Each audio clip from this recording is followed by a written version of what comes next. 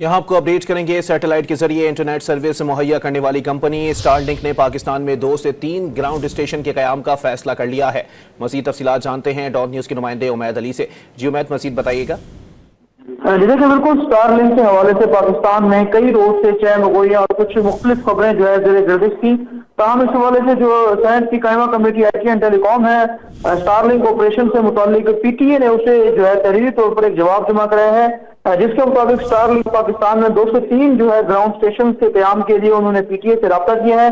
Company जो है Starlink की वो LEO सैटेलाइट के जरिए जो पाकिस्तानी सार्फिन है उनको बराह रास्त इंटरनेट फराहम करना चाहती है।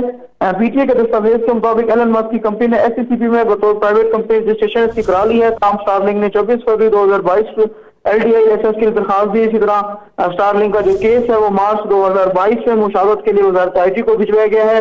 PTA के मुताबिक जो फ्रीक्वेंसी एलोकेशन बोर्ड है उन्होंने भी स्टारलिंक सैटेलाइट के नुकसानदेह मुदाफअत न होने की तस्दीक की है। Regulatory framework national satellite policy 2023 और पाकिस्तान। ठीक है, बहुत शुक्रिया उमैद अली अपडेट करने के लिए।